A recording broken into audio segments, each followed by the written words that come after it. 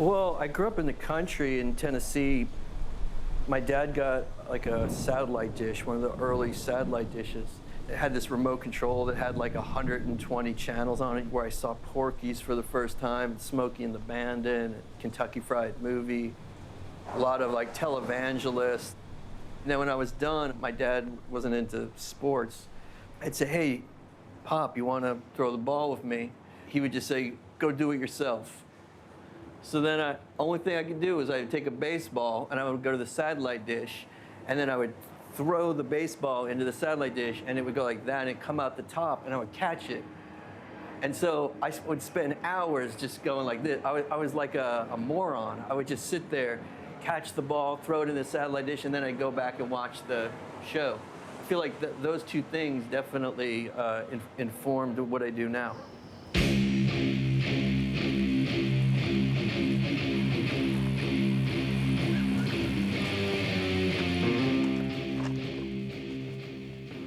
Then we moved into Nashville proper and very close to Vanderbilt, and so there's still there a movie theater called the Surratt Cinema. I was probably skateboarding by that point, but like in between when I get tired, I would go. It was like $2, and you would see like a W.C. Fields movie, a Douglas Sirk movie next to like a Fassbinder film. That's where I first saw like the Marx Brothers movies.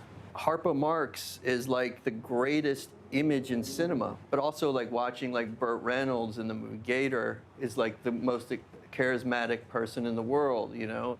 I never understood the whole high and low thing. It was more just that make you laugh or make you feel a certain way. Mostly what I tried to avoid are like the things that are in the middle. Come on, man, get him down! Yeah! Fuck him up, come on! Get him! Heard it, man. Come on, man, don't let him fuck with you like that. You ain't got no damn business fucking with me like that. Damn! I had a pretty like antagonistic relationship early on with most, at least in my mind, with most directors and films. And a lot of what I was trying to do is the opposite of what I was seeing. And I was trying to get to a place that was more internal. There were just images and sounds and things that were specific to what I wanted to see in a way that I had never seen them before. I always think that the movies and all those things that you love, they live inside you. But I was trying to do something completely different. I was trying to invent my own film language. I was really never interested in being a writer for anyone else. I just wanted to make my own films always. I was really on fire at that point in my life. The ideas were really just like coming at me.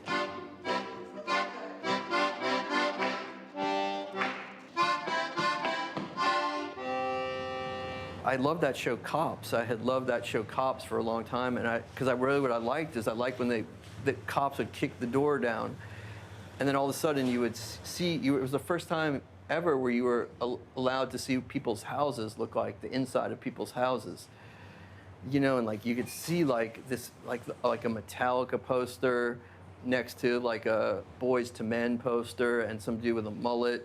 It was like really, I was like, you know, it felt really honest to me. I never have like spent much time thinking about like, you know, what I'm trying to say. I'm trying to say what I'm seeing.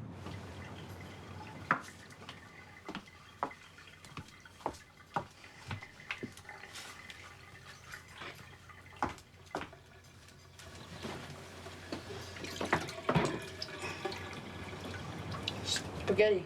With casting, it's mostly like a magnetism or just like a vibe. It's like everything else. It's just like a look.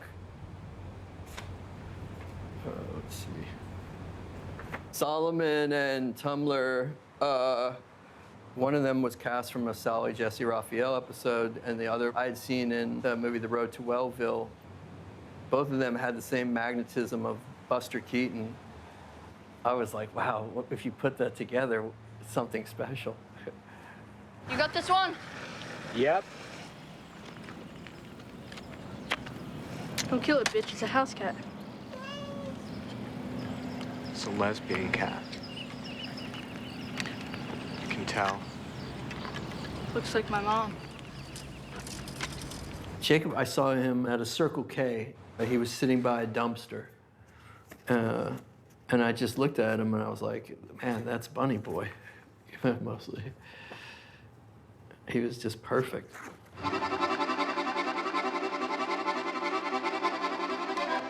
Linda Mann's one of my all-time favorite actresses.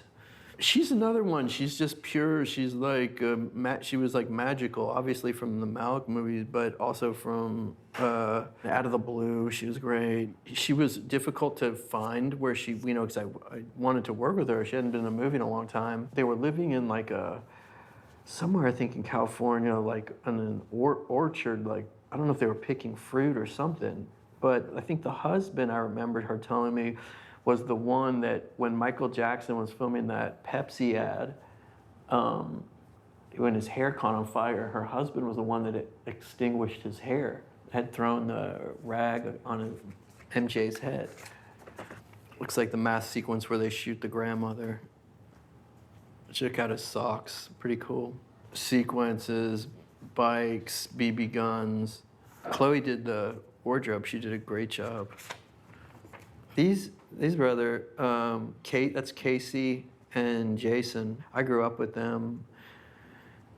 Oh, these are the little kids that shoot Bunny Boy. That was wild casting. I just drove through the town and they were playing it was pouring rain. They were like playing a broken, I guess it was like a mixed Pac-Man. It was in the rain, it was broken. And they had like a covering over their head, like a piece of plastic. And I walked up and watched it. And they were like, motherfucker, kill it, get it. But then I looked and there was no game. You know what I mean? Like they weren't even playing, but they were so animated. I was trying to like, you know, understand. This shitty-ass rabbit stinks! I know. He smells like pussy! You want it? He smells like the asshole! And motherfucker! Smells like wetback dick! They smell like a pile of bullshit! That's the albino. Albino was obsessed with Patrick Swayze. She had a Patrick Swayze fetish in real life. She was just, you know, her whole life was about Patrick Swayze and working at Dairy Dip. She had a, what's it called? Pistol on her side. My favorite movie stars are Pamela Anderson and Patrick Swayze. Patrick Swayze is sexy. He's good looking. Jean-Yves Escoffier is probably my greatest, in my life, like my greatest collaborator probably. And I loved him so much because he also took a chance on me. And I loved his movies so much, and what he taught me probably at that age, making that film has like guided me in a lot of ways through everything. I think of him all the time. I think of things that he said to me and how bold he was, and his touch was so, like, not just with my movies, but with the films he did with Leos and in general, and just who he was as a person. Like he was, yeah, it's a huge part of the movie is also him. Like he was like my comrade. If I'm thinking back of what we were trying to do, I was trying to make a movie that basically felt like it was assembled out of the air, that it was sequences and scenes that were mostly just dropping out of the air, and that like there didn't have to be anything that preceded it, or there didn't have to be anything that followed it, that each thing was self-contained, closer to like in some ways like a collage. We were deconstructing narrative, we were taking sound from other places, using different media, still photographs, VHS, DV cameras, 35 millimeters. It was very much about a vibe, but at the center of it, at its core, it does tell a story of a town that's been ravaged by this tornado.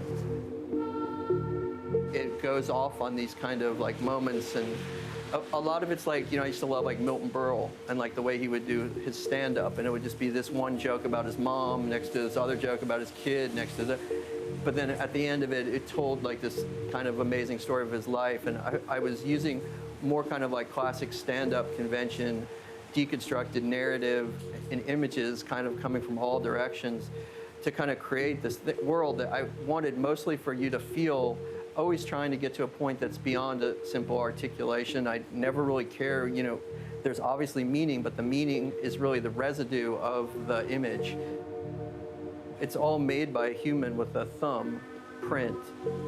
And it's building a house, and some of the movies and some of the art and some of the writings are the floor and the bathroom and the chimney, and then at the end of it, you've created this thing that you can live in. But what it says, I'll never tell you.